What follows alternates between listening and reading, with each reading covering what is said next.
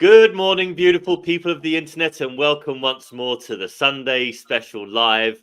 You can see once more it's just the thorns and no roses. Helen isn't with us today, taking a much needed break. And believe it or not, a break doesn't include hanging around with us for an hour in the morning. So hopefully Helen has a great Sunday morning. But until then, you are stuck with myself, Jay Howard, Piotr Rusinek, and Adam G. Lawrence, who will be going through a précis of his Sunday supplement, which is normally a critique on the political, economic, and social environments that we suffer through in the 21st century. Adam, how's it looking? Are we on doomsday yet? Where are we on the clock? Jay, you've just written the best bit of promo for the supplement there's ever been. So I just said, hold on, I just need to write that down. So political, economic, lovely. Yeah, it was. I took last week, 9577 words. I realised I might have lost a couple of people. It was a bit of a chunker. But then when there's a budget, it has to be comprehensive, even when the budget is full of pretty rubbish stuff, really, for the property investor, to be honest, and more what wasn't in there that probably hurts as well from that perspective. So this week I focused on, because one of the things that caught my eye this week is that there's some arrears data that were published. So the FCA and UK Finance publish some data every quarter. It's a bit slow. It's not terrible. I'm pretty fussy these days. It's the middle of March and we've only just had Q4's data for 2023. So it's that 2.5 month lag. It's not that helpful in the now, and plus I'm naturally impatient, so it's not ideal, but the data is robust and it is good, and it does, these things, your big short moments don't tend to happen all of a sudden. I certainly remember having some conversations sort of mid-end January with Rod about COVID in 2020, that this could happen, that could happen. There was still a couple of months, which was quite a long time to organise some stuff. What we didn't do is adequately forecast if this, then what, and then. And I think that's probably what I learned from that situation. But that was obviously quite a quick one because it's a virus spreading around the world. Whereas notoriously in The Big Short, it's March 05 when Michael Burry first uncovers the fact that in 2 years' time, some promotional mortgage rates are going to drop off and it's going to set this sort of mushroom cloud off. And even from the mushroom cloud going off, there was still 18 months before the market really started to adjust significantly. There's that bit when they're driving around in Miami and the agent's going, yeah, the market's in a bit of a gully at the moment and most of the houses are empty and people are desperately trying to sell at what they've paid for it and stuff like this, So I suppose in that context, the 2.5 month lag isn't too bad. And the data is quite good. And the really important bits, well, the bit that made the headlines, arrears up 50% year on year, right? Looks hella scary, right? What the FCA are quite good at in their reporting, because the source data is, the spreadsheets are many tabs, many hundreds of rows and columns long. So it is important to look at their summaries. And then I do still look at the primary data for the bits I want to drill down into. And I've shared an image this week where I did a comparison of 2016, 2023, 2009 and 2010. And the reason why I chose 2016 is the arrears are currently at their highest level since Q4 2016. Now, if you remember 2016, I think probably the first thing that comes into everyone's minds is the Brexit referendum, right? That's the thing that it will go down in notoriety for. I remember a bit of inflation on the back of that because the currency fluctuated and all the rest of it. But I remember also quite distinctly Mark Carney coming out on, was it the 24th of June in the morning, and kind of steadied the ship.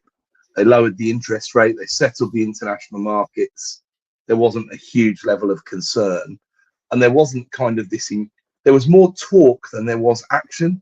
Investment in businesses started to drop a little bit, but that takes years to kick in, and whatever the opposite of bare fruit is, chop all the fruit off the trees or whatever. That takes years to sort of bite, really.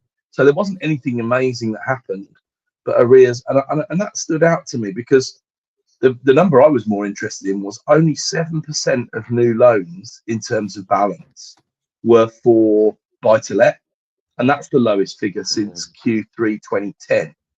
Now that is really significant, because I did a little track back to Q3 2010, and the 5-year gilt was 2%. Now, in today's market, that would see the mortgage rates at about 4 or 3 point something. But back then, the margins were much, much higher because the risk was so much higher, because there was so much repossession activity going on, right? So that meant the mortgage rates were more like 4.5, 4.75, something like that, right? And it was, the hard thing was getting a loan. You know, getting a lender, getting a loan was the tough bit for new stock. But that was the primary driver in that buy-to-let share of the market being so low, you know. So what do we know now about 2023? We have significantly suppressed transactions, and a tiny fraction of those transactions, when we look at mortgage, were for the rental market. So that speaks to you about how much rental stock there is or isn't going to be out there, because that's one thing we really don't have a very good real-time handle on. And we normally have the English housing survey is about the best that we do. But the most recent one is covering 2021 to 22, which is almost irrelevant in today's market. I mean, it's a total step change to today's market in so many ways. So we know we've got a real shortage of stock in the future. And I put the arrears into context. So rather than 50% higher than 12 months ago, the more important ones were, well, what do they look like in compared to 2016? So we're about 1.28% of mortgage balances at the moment. And those were similar sorts of numbers actually in 2016, right? Very, very similar. 1.32, 1.4. That. So I think it's fairly fair to say that 2016 was a comparatively normal property market. It certainly wasn't a bad year. You know, London had topped out. Bristol had really started performing. Birmingham was just on the ascendancy. You know, that was where we were at. There certainly weren't many wobbles that I remember around and about, apart from there was theoretical wobbles because of Brexit, but they were only theoretical. They were never sort of borne out in the data. When we go back to 2009, 2010, the sort of percentages you get in arrears are things like 3.8, 3.73, stuff like that. So much, much bigger. So you're talking somewhere between a third and a fifth as severe as a 2008. And I think my point of fact has been actually more like, ultimately what's going on here is really a return to normality. Return to normality in the higher interest rate world, right? In the world of where the rates were, credit still available, arrears just coming back to normal. And really the headline should be, it's the pandemic that pushed them down, because there was stimulus, there was cheap money, there was all of that. So the press spin is completely wrong. Now, you don't like the idea, arrears are up 9% quarter on quarter, right? That's not good. And we don't want that trend to go on, but we're a long, long way away from a big short style moment at the moment, is my central point. Also had a look at unemployment. Not loads has changed. We're still under 4%, and people are still trying to get headlines out of an unemployment rate that's under 4%. Inactivity is still a problem, as we've been saying. The lowest hanging fruit on the inactivity front will be to sort the doctors' crisis out, sort out the pay for the hardworking junior doctors, and get those waiting lists down, because there's nothing more damaging than a strike for NHS waiting list numbers. Although it does seem that the unions are probably strategically hanging on, as we said before, for the Labour government, who are surely it's theirs to lose. Although of course they could still lose it. There wouldn't be a problem for them. They've done it before. 87, 92. These were surprise losses. Starmer's still not polling very well. Who knows what's going to happen? And then of course another big one where it's probably been overemphasised. January's GDP figures are out. We're up 0.2. Some people determined that was enough to say, yep, recession over, which is a bit silly because we won't have the official figures until the middle of May for the first quarter. Having said that, you guys know I'm quite keen on the PMI flash data, and the services sector really drives the whole economy. GDP was up 0.2 because services were up 0.2. I mean, it really is as simple as that. So if services are doing well, we're okay. That's the reality of it. I also took a bit of a deeper dive into the construction side and had a little look at the housing starts and stuff as well, because the quoted 240,000 units that we did last year deliver is not a bad number. Now, I think everybody knows those books are cooked quite significantly, and you'd be much, much better off to look at starts and the delivery of starts for true new build results. Now, where things like conversions fit into the figures and HMOs actually is a little bit opaque, and this is why these things don't necessarily add up. But in the first 3 months of 2022, which you'd have expected to be the stock delivered in the first 9 months of 22, sorry, which you'd expect to be the stock that was delivered in 23, yeah, there were 138,000 starts in the first 3 quarters. We were down to 123,000 starts in the first 3 quarters of 2023. So that was down about 9%. And I don't think Q4 23 will have been very good for housing starts, personally. I think you'll see them come down a little bit more. So how many new houses we're really delivering versus what we need, especially with migration, where it is, you know, the problem's just continuing to get broader and broader. And it was an interesting thing that maybe I didn't pick up on enough last week. The OBR, the Office for Budgetary Responsibility, made quite a big deal about real household disposable income per capita.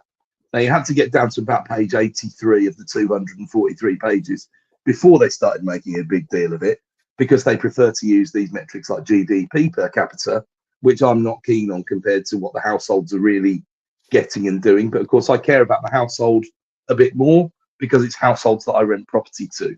Whereas in the true macro sense of the economy, they determine that GDP is the better measure. But should we look at, this is not as clear cut as GDP per cap versus GDP.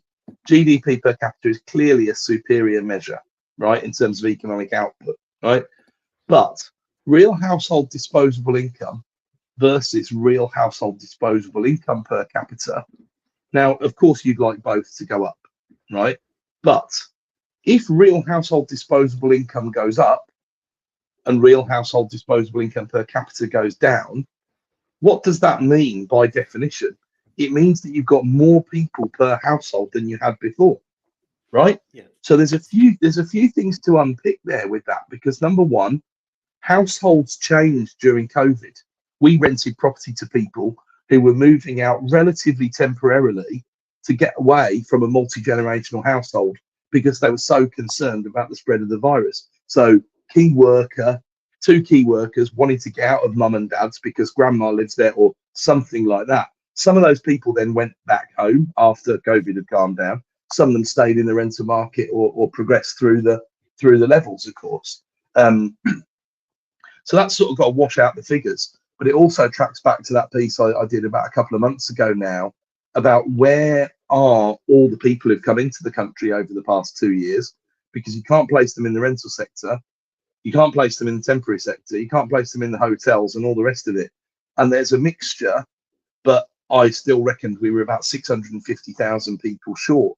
And if that number is any, and look, that's just my best efforts at analysis, but if that number's anywhere, even if I'm 100% out and it's 325,000 people, yeah, those people have had to go into households to raise the average number of people per household, right?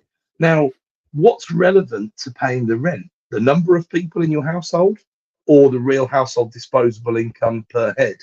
Because I would argue if you've got someone who's moved in and they're working, even if you're not quite as well off as you were, you're better off as a household because it's cheaper to live with more people.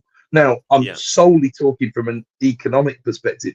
It's harder, it's less enjoyable. That's why, you know, the UK culture has trended away from, it's been trending down in number of people per household since the war. And there's all sorts of reasons for that, including further emancipation of women, including all sorts of different factors. Cultural factors have driven towards it. Far fewer people getting married, far more people getting divorced, etc., etc., etc. All of that. Now, has that changed since COVID? Has the pandemic changed that overall culture of the way things work these days? I argue not. It's unlikely to have changed things. So this is going to return over time. You know, I don't think the UK suddenly becomes a multi-generational household like in Italy or a Spain or something like that. I don't see it. I think there's a lot of merit actually in living in a multi-generational household, because you can save so much money in terms of your outgoings. There's no two ways about it. You know, I think these days, when you look at, by the time we get on here in a couple of Sundays' time, minimum wage would be £11.44 an hour. And if you work full time on minimum wage, you'll be on nearly 23k a year, right? At that point in time, a £500 a month room with bills included in an HMO is going to be £6,000 a year, right? That's pretty incredible in terms of what disposable income you've got to spend, I think, realistically, even when you consider it. So real household disposable income there, significantly better than it was. And actually, going back to the unemployment and the labour market figures, they prefer at the ONS to adjust the wage increases, which are still at 6.1% year on year. So I'm looking forward to this 2% inflation that we're talking about, and still rolling on the floor laughing, to be honest with you. The 6.1%, even adjusted for CPIH, which is the ONS's preferred measure to include housing costs in CPI, real wages are moving forward 1.8% year on year. That's real progress. Now, again, look, the political spectrum being where it is at the moment and the scene being what it is, you're not going to see any thank yous for any of that for the incumbent government. There's no two ways about it. They've done their dough with the public.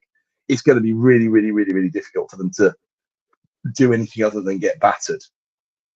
And if they keep making mistakes trying to appease the people who are otherwise going to vote for reform, which I just think is a misnomer, because I think the Labour Party are going to lose at least as many people to reform as the Tories are, because it's a Brexit stay or remain issue vote. It's not a red or blue vote. It's not a left or right vote. It's we want someone, we like someone who stands up and speaks harshly, even if they speak nonsense, to be honest. There's different reasons. It's almost like a reform is another word for change. Yeah. And you remember the presidential election in America where the campaign was change, make America great again. Let's call for change, blah, blah, blah, blah, blah. And that's probably what you're seeing a bit with the reform actors. But you actually have a look at some of them and yeesh. you think there's been claims about racism and anti-Semitism in the Conservatives and the Labours, and you look at the reform and you think, just kind of sounds like a nationalist party has been rebranded. Do you know? It'll be like it'll be just like it was. And the idea of them standing a candidate in every seat, they will have to have a trawler with a net that sweeps up sex offenders, people no one else will have. They'll have some terrible, awful examples of humanity in the next election. They really, really will. And the thought that, in a first past the post system, yeah, sure, they might get 5 million votes, right? They might even get more. They'll still probably get 1 or 2 MPs out of that. And presumably Farage will make his 93rd attempt to get elected as an MP rather than just an MEP. I think he's 0 for 8 in Parliament at the moment, and he's probably fuming that George Galloway has nicked Rochdale. But we'll see. But you're quite right. You can't. I mean, at the moment, let's face it. I don't think it's rhetoric to say most of the current political crop aren't very good. And if you looked over to the Labour Party, you'd probably say the same thing. There's half a dozen people who look pretty competent, people you'd be okay with running the country, right? Once you go beyond that, it's like, you won't be, you'll be rubbish, mate. You'll be rubbish, and you'll be a minister in charge of a multi-billion-pound budget, and it's not right. So imagine if that talent has already been collected. If you can only manage the defection of Lee Anderson, right, a man who 6 or 7 weeks ago said that Richard Tice was like a pound shop Nigel Farage, and now he works for both of them and is the one reform. I mean, a man who's changed his political parties more than, I think he's probably the record holder in terms of length of time. He just needs, I don't know if he's ever been a Liberal Democrat, but the point is, sure enough, he looks like he's off Phoenix Nights or something, doesn't he? He's a bit of fun from down the pub, but this man as a member of Parliament for the United Kingdom is a sad state of affairs. And the thing is, 30p Lee will be one of the best ones they get, like you just said. He'll be really good for reform because the rest of them are going to be. It's a really very problematic situation because you look at the Conservatives and you think, okay, well, there's an ideology there where you're in a situation where there isn't really time in the current state of affairs to be ideological. You need to be looking at things practically, taking advice from people who actually have qualifications in the areas where you are seeking to lead. You know, if you're the education minister, the chances are you maybe went to a bit of a posh toff school, maybe, and probably didn't do exceptionally very well there either. But that's your level of understanding of the education system. Same with transport, same with international security, same with monetary, same across the board. These people are picked out of a hat like a lottery. Who supported who up which slippery pole? These are not people that they may have an understanding as to how politics works, but they don't really understand how the areas of which they're in charge work. So instead of being idealistic around conservative values, liberal values, middle ground values, whatever it may be, why don't you just start listening to the people that know what they're talking about and actually start working together to rebuild a country?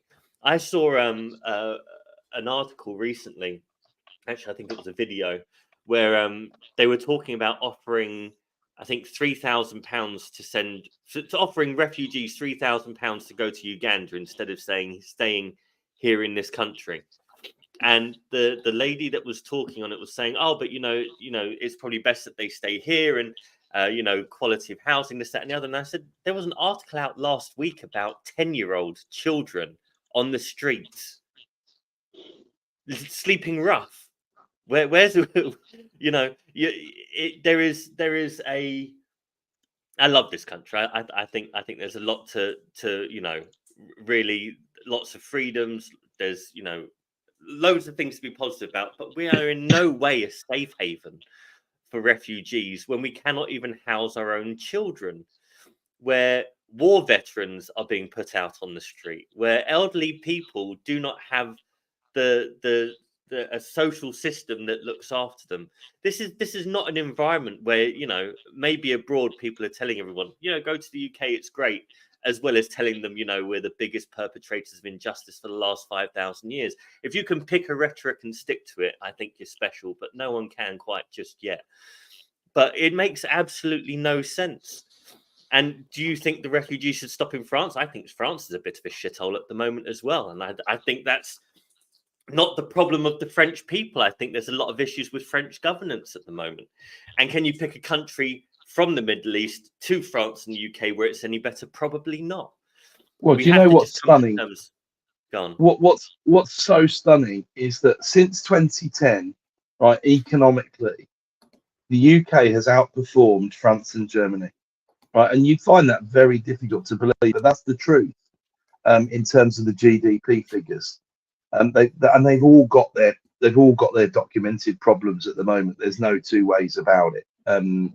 But there's so many things that have gone on paper quite well, apart from primarily the health service, which of course is such a big single issue. But do you know how close we are again economically to having to do some kind of major revision? I didn't even realize this until the other day.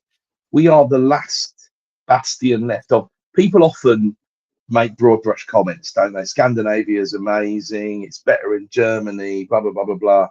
You'll remember those sort of panic-stricken things that we saw in 2020 from Italian and Spanish hospitals, particularly, where it was utter carnage. And it was the fear of that I think really made the lockdown gain enough political momentum in the first place for Boris to do it to appease the people, sort of thing. But actually, we're the only ones left who are not apart from dental, where of course we are charging for stuff. The only ones left who aren't making selective charges for the amount of stuff we deliver at the point of consumption, right? And yeah, you could say, okay, we've got a prescription charge. Obviously, it's heavily subsidised when you look at what pricing might be. Even ignore the US, which is obviously crackers, but Canada or somewhere sensible that we would not be unhappy at being compared to. Do you know what I mean? As a liberal nation, as a nation with fairly strong values, and we're the only ones there. And that situation has got to change. And I don't know whether Labour are going to be the ones brave enough to take that on. But we kicked the pension can down the road for so long until I think it was 2016 when they finally started to move the needle. And it was because they knew about the problem for years and years, and they're not moving the needle quickly enough, realistically, but they are at least moving the needle. They should have started moving the needle in the 1990s or something in reality. So healthcare is a problem. I'm not saying the Conservatives have done a good job on healthcare, because I don't think they have. But I think, and the outcomes were a lot better over the last Labour administration.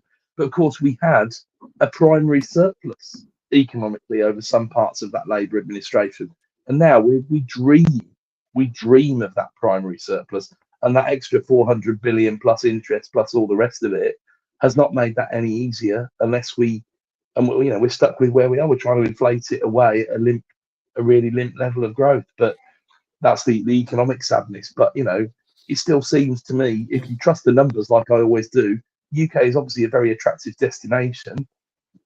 And this is that we bear the baggage of we've got the number one language of business in the world, the number one language that people want to speak. So of course people want to be here.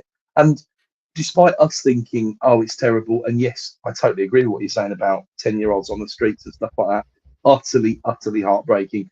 The move up in temporary accommodation numbers in the past 12 months is one of the great secrets that is hidden out of the media and desperately needs addressing. And on a personal level, for the little bit that I'll be able to do, I'm getting involved in some temporary projects at the moment, and I'm not shy in telling you the commercials look okay. They're not amazing, but they stack up, and the social impact should be huge. And I'm really, really keen on that. And I'm also, to an extent, a little bit fed up of trying to provide quality private rental sector accommodation and having tenants with unreasonable expectations. Not that I expect them to be grateful. Of course, from their point of view, I do understand it. They're sitting there thinking, God, rent's gone up so much. This isn't fair. But again, it's mostly ideologically based rather than factually based. When you look at historical context of rent, there's just this idea that rent shouldn't go up. It's like, it just doesn't work like that, guys. Because even on the official figures now, repairs and maintenance are up 33% over the past 4 years.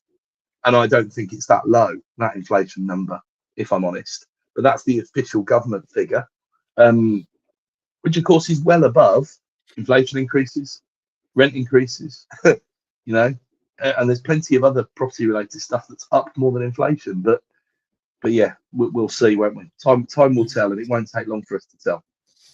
We've got a comment from Guy, and asks a question. It seems insightful like we may as have a always. November general election. I wonder whether you gentlemen would like to offer an opinion if you think Trump victory, which betting odds are currently favoring on the 5th of November, would improve or disadvantage the Conservatives' electoral chances on. I mean, you have to play the propaganda game here, and at the moment, Trump is hands down winning because he's playing the fear card quite well, right? His opening gambit is almost, if I was still in power, Putin wouldn't have invaded Crimea and Ukraine. That's it. That's what he's saying. He's basically put me back in charge, and all these trillions of pounds that we're sending overseas, that stops, because when I'm back in charge, these lunatics in Europe and the Middle East will wind their necks back in. That's essentially what he's saying. On the flip side of the terror card, he's also playing this guy can't remember that his own son passed away and how it happened, which is a sadness in itself, the fact that he actually cannot remember these things. But you have to think, Joe, as much of a diamond as he was and how political savvy he was 20, 30 years ago, he's in his mid-80s. The fact that they haven't been able to put someone on the Democrat side to actually put a real opposition against Trump is the real crime here. Expecting Joe to do it is a bit of a loose for me. It's interesting, isn't it? Because this speech that he delivered, I don't know if it was earlier this week or late last week now. I don't know what sort of juice they pumped him full of to make him seem coherent and workable. But you would, I genuinely think there'll be some pretty serious cocktail of some kind of performance enhancement that's gone into making that happen. because the other stuff, like Jay said, it's not edited. You know, we've all seen it for ourselves. It's not a lie. It's not a political. We're not taking a political position. We're calling what we see in front of our eyes, right? So that would lead me to believe he'll have to largely be hidden from view during the campaign, right? So this will resemble a Theresa May versus Jeremy Corbyn style approach, where Corbyn was getting himself out there and Theresa May was hiding, and it ended up really being a very, and Corbyn, as was proven in 2019 when he stood up against the proper candidate, even if that proper candidate did turn out to do what you kind of might have expected Boris Johnson to do, who absolutely battered him and destroyed him with an 80-seat majority, right? Whereas Theresa May limped over the line and had to do a confidence and supply arrangement with the DUP, if you recall. I think they won that election in 17 by 8 seats or something like that. It was a horrific margin to win by. And if you hide away, you don't do well, right? And they're going to have to hide him away. Right? There's no two ways about it. So I think, you know, tracking back to Guy's question, obviously I agree with Jay that I don't think the betting markets are wrong. Trump looks a shoe in here. There's going to be 3 or 4 more rolls of the dice in terms of court play somewhere, although the Democrats haven't really realized yet they've completely backfired with that whole strategy. It would have worked against anybody else but not Donald Trump. And I'm reminded of, interestingly, timing wise, started watching a documentary on Netflix last night that was about the octopus affair. Watched it. Called the octopus. You watched it, American Conspiracies, the Octopus Murders. Yes, that's it. The Octopus Murders, and I mean, it smells to high heaven, doesn't it? But the point is, I'm thinking of the Iran situation before Ronald Reagan was elected and Jimmy Carter was still president, right? And the whole Ukraine situation has got a little bit of a flavour of all of that because, like you say correctly, he's got his singular couple of messages on this issue. Number one, hang on, what's all this money we're sending? And why aren't these and he's been pulling that one since 2016.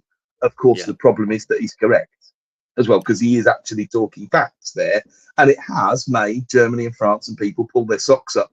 And in many ways, although they're never going to say this, he did them a bit of a favour because they were pulling their socks up before Putin went into Ukraine. And now they're pulling their socks up at a rate of 100 miles an hour, but everyone's under all this economic pressure because of the shadow of the pandemic, apart from anything else, right? So I think you've got a shoe in. He's got his message clear on that front. But what I'm saying is Trump won't be interested in Ukraine, Russia stopping before the election because that would not help him at all. Not at all. Ergo, Biden would be interested in it. However, I don't see any higher level strategy from the US that is making any moves in that department to donate more resources for the moment, although of course that would be politically unpalatable. So the Dems are stuck in a bit of a rock and a hard place on the Ukraine scenario, and that's going to favour Trump. I think he's obviously prone to trying to appease the far right of the party, which is just such a big mistake when you're middle of the road by definition, right? Cameron, by all accounts, and the best stuff I've read and heard about David Cameron is in Rory Stewart's book, which I'm listening to at the moment, which is called Politics on the Edge. Really good book, and talks quite frankly about how Cameron alienated people a little bit and was a little bit autocratic in some of the things he was doing, but he did do some very good progressive stuff like gay marriage and things like that, right? He annoyed almost everybody in the party, but ultimately what took him down was Brexit. He wasn't, going to get knifed, and he'd been the leader of the Conservative Party for about 8 years by then, which in today's world looks like 4 terms for a Conservative Party leader, if not more at the moment. And that's not changing anytime soon, probably. So Sunak will just about hold on for 2 years if he does the election in mid-November, as Guy says. So where's that all gonna end up? And will Sunak just lurch and resort to the populist side, which isn't his natural home? He doesn't look comfortable defending Rwanda. He doesn't look comfortable trying to do some of the things that he thinks he needs, and he doesn't need to do that stuff, right? He doesn't need to do it. We spoke about this a while ago when Suella Braverman was removed, and she wrote that letter basically saying, "I only decided to support Rishi because he would forward these things." And I said, politically, it's a fantastic opportunity for Rishi to go, that's absolutely correct. I do not believe in Miranda. I don't believe in this, that, and the other. He could have completely cut ties with all of this madness, all this ideological crap. He could have unified a lot more people, not the party. Who gives a fuck about the party? Could have unified a lot more of the people that actually matter. And we could be moving forward with so many, but it's one of those things. That's a big diversion. But well, yeah, I think Johnson got rid of so many of the good old school MPs that made sure things ran properly with checks and balances. There's literally a dozen of them or so left, you know. So the gloves are off on that. If I was Sunak, I would have tried to show some leadership and said, listen, I'm the effing leader of this party. You're going to start agreeing with me. If you leave, you're toast. Because look what happened to, what was her name, Amber Rudd and Chuka Ramuna and the party that I can't even remember the name of.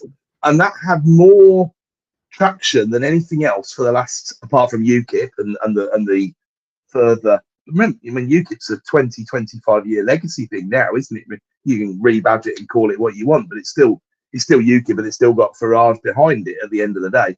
It's reached probably, we know that its top level of votes is 15%, and we know that those votes don't just come from the Conservative side. You know, why people don't do these things by stats, and they're so stupid because in 2015, nobody thought the Conservatives were going to win the election by majority, right? There was about one person who thought they would win the election. And despite the fact that UKIP had this large vote, because immigration was such an issue politically at the time, in spite of that, they still won. What does that tell you? It tells you that as many votes must have come from Labour as came from the Conservatives. Self-evidently true. So that's the bit that his political strategy and his weakness as a leader, and that's the theme that's run through the last at least 4 Conservative Party leaders. Their weakness as leaders is a real shame, and that's the thing I think Trump also in the long run takes away from the situation, because I think he's a weak leader in terms of setting examples for people. He's a stopgap solution, and I agree. Look, you don't start invading America if Donald Trump is the president. He's the scariest proposition as a foreign power that you can possibly. If China thought about a little bit of Taiwan, they were not going to be thinking it when Trump's in the Oval Office. There's no two ways about it. There won't be. No. But that's not a long-term solution to these foreign policy issues. It's one of these things where you think people know he's not a good leader, but what they know is he's a bit of a bully. And when you're dealing with autocratics like Putin,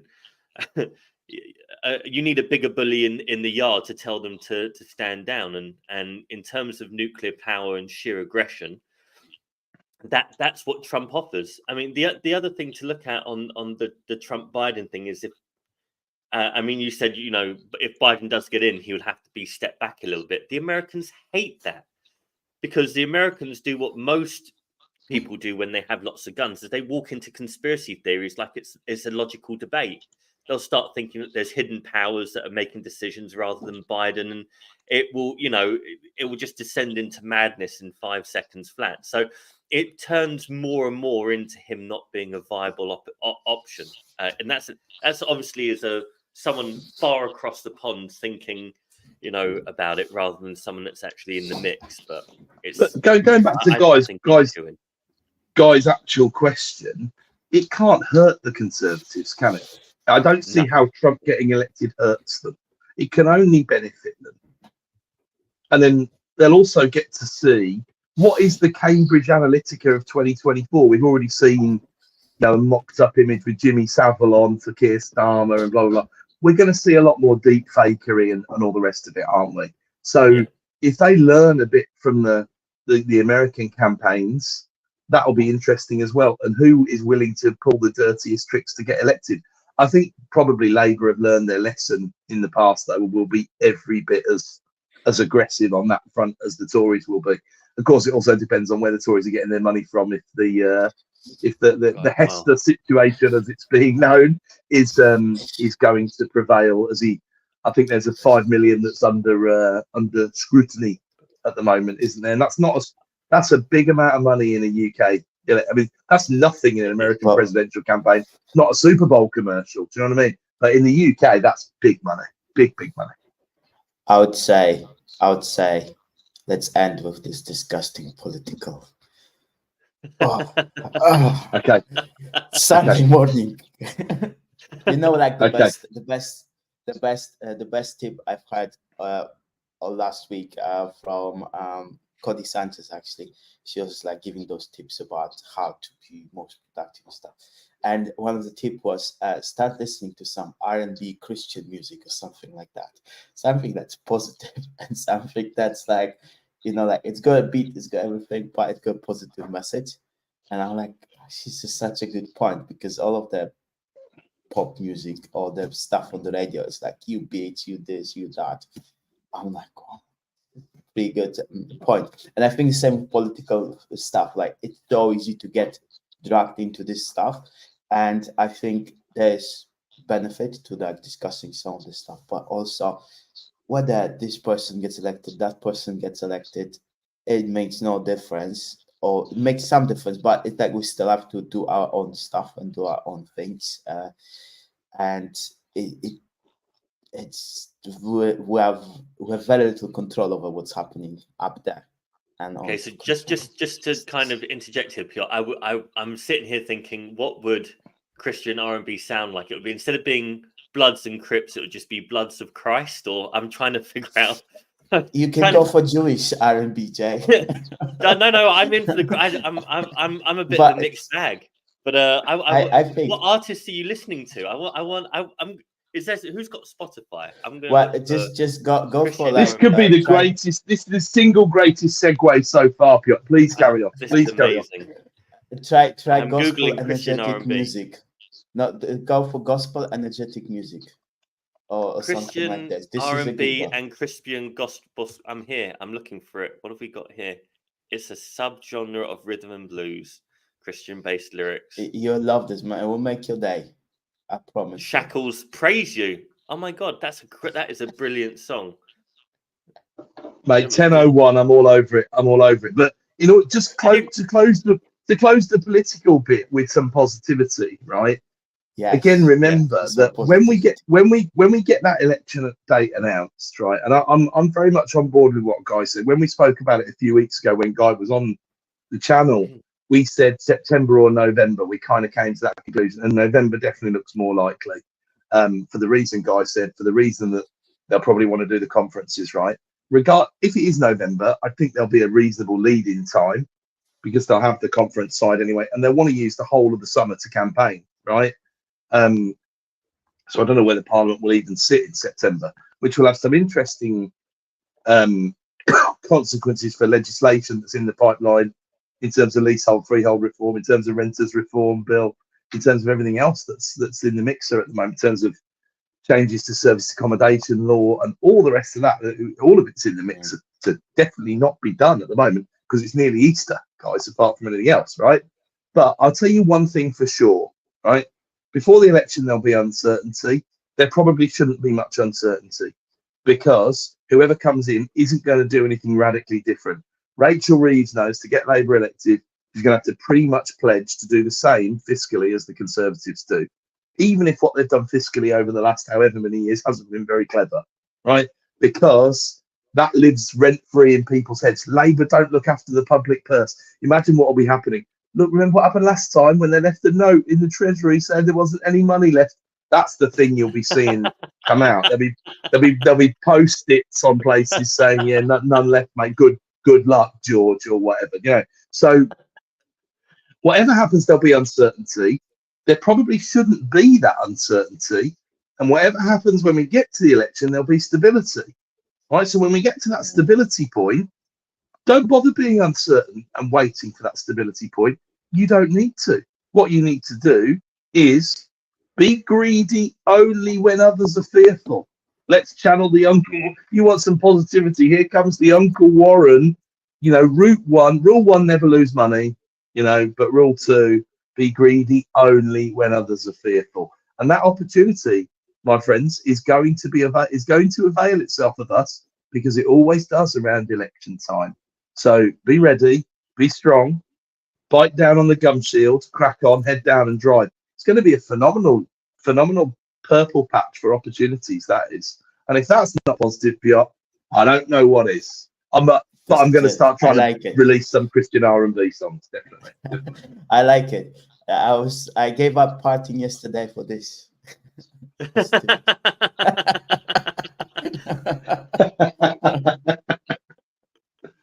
Super. Friends were convincing me to go out and party with them, but I said no. This is Sunday special in the morning. I'm doing this. I want to be upbeat, positive.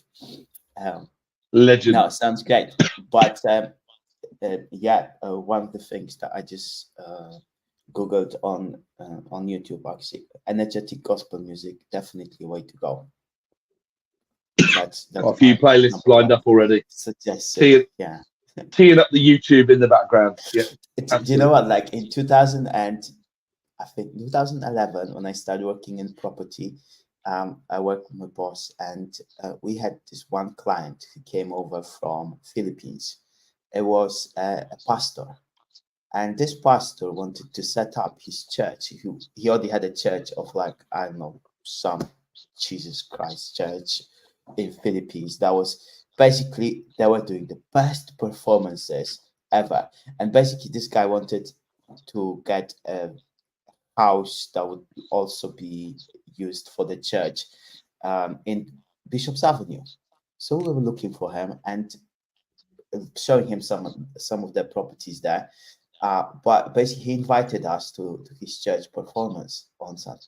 That was the best 2 hours of like my property life, because basically everyone there was so upbeat. They were just singing all the time, and I came out and I was like, this is great.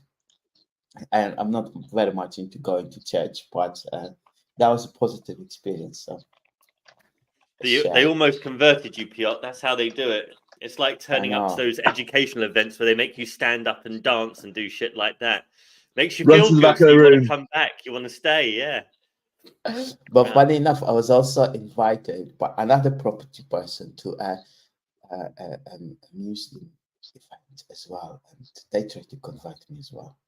And I went to quite a few things, adventurous things. I'm still here, so with my own beliefs. Anyway, there's another big segue coming in a minute. I'll say I might have to invoke the inner Peterson if we're going there. I'll tell you, I don't mind. I don't mind. I think do it. I think that's we haven't had him for a while now. Do you know what? I did a bit of research some time back about the 1990s, because that was what I believed this whole inflation cycle was going to look like, right? And then Alistair Campbell and Rory Stewart did the great service of interviewing John Major on their Rest is Politics leading podcast, right? And those were great episodes, because what that tells you is maybe a little bit about conservative values and what he thought conservative values were at the time. And I'd be really interested, I'm talking big C conservative, right? I'm really interested to hear what people think conservative values are these days, right? Because his point was, John Major, for those who don't know, Chancellor and then PM after Margaret Thatcher, won an unlikely election in the middle of or near the tail end of a pretty horrible economic situation. Didn't have a good handle on Europe.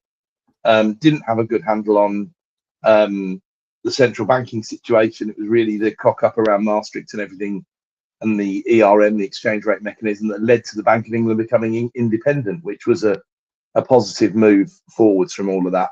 And I think George Soros trousered something like 1.7 billion from that day, or something obscene like that. But basically, the market knew more than the elected politicians, right? But he grew up in very modest surroundings, right? But it was always conservative, and he was conservative because he believed in hard work and he believed in looking out for yourself. And if you went, Peterson rule 1 of 12 rules for life, make your bed in the morning, tidy your room, look after yourself before going out on protest marches. And that's still, since reading and hearing that resonates so much with almost everything I see on a daily basis. Because sometimes it's not even that easy to remember to make your own bed, which is why the 12 rules for life are at least worth a cursory glance, even if you don't like Peterson and you want to try and make him some kind of political figure that he's really not, because he really doesn't take a position. He's a heterodox who thinks for himself and doesn't mind upsetting a few people. But I wonder, if you polled the country today, do Conservative values still stand for the same thing? What would Labour values have been in at that point, and what would they be seen as being now? Because they've lost the working class, haven't they? Realistically, and they're into the liberal middle class. Really, is sort of where they're at. But I don't know, and I don't know who would embody. Peterson is seen and called by some as embodying Conservative values because he still believes so strongly in that personal responsibility. And Cody Sanchez, as Piotr mentioned, or a whole raft of other relatively inspirational, either North American or UK commentators, they pretty much all bang that drum, don't they? You've got to do it for yourself. You've got to sort yourself out. I don't know who the influencers are who would influence you to vote Labour and what their values would be, to be honest, as you get into that. I don't know if you guys have got any thoughts on that. I think the Labour now is mostly like ideological about things that same-sex marriages or things like that, like about those things that are not necessarily to do with the real, like that. Those are real life issues, but they're like kind of seen as a little bit detached from the typical issues that Conservatives would address. But that's a problem, isn't it? Because the low-hanging fruit on that stuff has been done, really, and now you're into the very, very, very thorny, very low percentage of relevance, trans situations and stuff like that, and that's not a political debate you want to get into. Well, I mean, at the moment, Labour of, they don't really. I don't know what they actually stand for. So I think your point is actually pretty good. What are the Labour values? But what they are doing is they play populism fairly well. They've got someone that's leading the party who, in my view, is he's Captain Hindsight. There's nothing proactive about him. He just reacts to what's going on. Their benchmark at the moment is what these guys are doing is broken. It's not working for the country. So we're an alternative. Not even we're the best alternative, let alone not putting themselves out as an alternative. They should be just saying they're not working for you. We can. And this is how we can, because they're not doing that either. I think they like to put themselves in diverse kind of situations because they think that gives them not capital, but it gives them a voice. It's a contrary voice. That's all it is. And I think earlier on in this chat, John had said, was it John? Yeah, here we go. John Cox. Surely the UK election turnout is going to be one of the lowest on record. Both leaders are poor communicators and can't see any more voting. There has to be in a democracy a threshold upon which you can say that a voting populace has actually voted. There has to be a percentage of voting people that fit within the voting right. So, 16 to whatever, to say that there has to be X number of representation. So a percentage of the population that has turned out to vote for this vote to actually mean something. Because if only 25% of the country reach out and vote, and then an entire government is formed around that, where is the democracy? Where is the representative voice? So what would happen if that vote isn't meaningful? And then what will happen? Still got there is no threshold for a quorum at the moment in the UK. No. But your point is also right, Piotr. What happens if there isn't a threshold? Is there a zombie government existing that stands government in place? Then I have no idea. But you have to think that somebody has to stand up and actually unite. When you see votes like where I am here, Northamptonshire, about 30% of the county stepped out and voted I mean, the lady who got into that was voted in, I voted for her, so I'm not going to argue the toss. But that can't be true representation of a group of people if only a third of them turn up and say Well, or and nay. you know what, Jay, as well. Most of that is a third of those who are registered to vote. So Yeah. Just the last election, right, when there would have been more than 50 million eligible adults in the UK to vote, 40 odd million were registered, and 2/3 of those turned up. And 2/3 is not a terrible turnout. I mean, the better general elections are more like sort of 70%.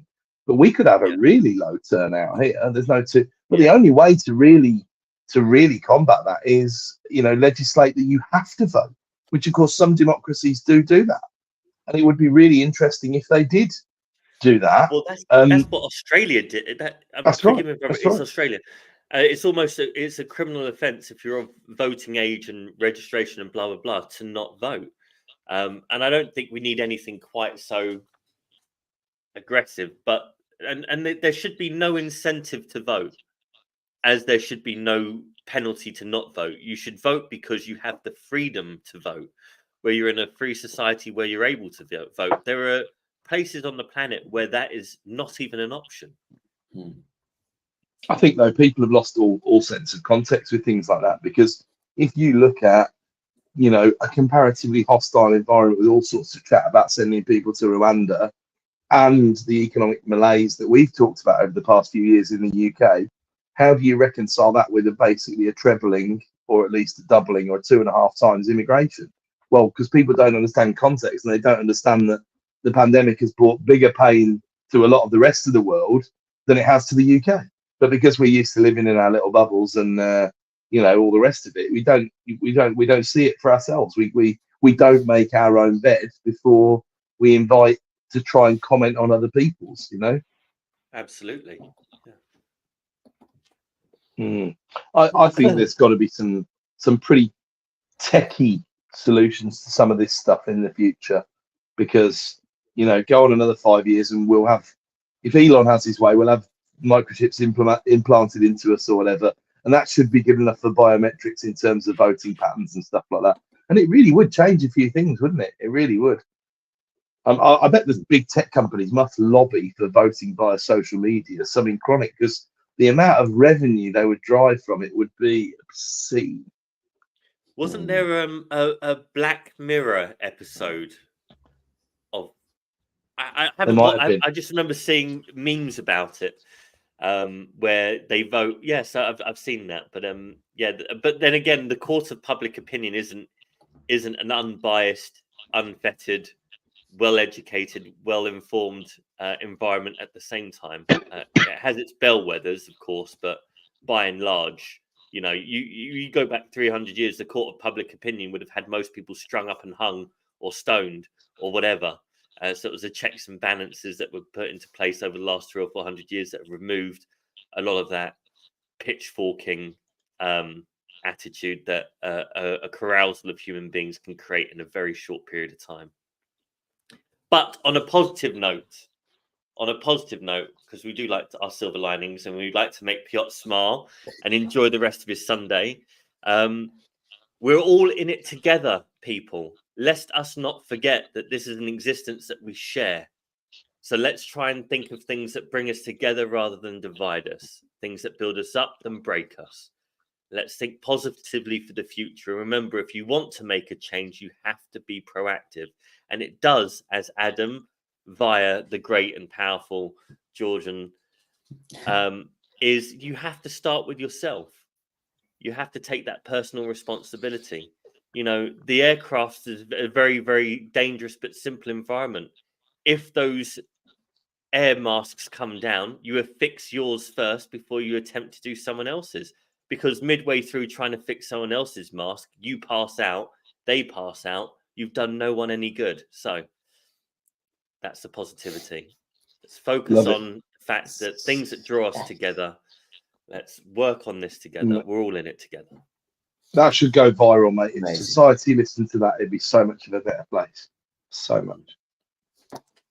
Amazing. So on that positive note, let's go and listen to some gospel music. That's it. The Christian R&B is Guys. calling. Thank you, everybody, for tuning in, as always. Your comments were Amazing. great And- today. Thank you.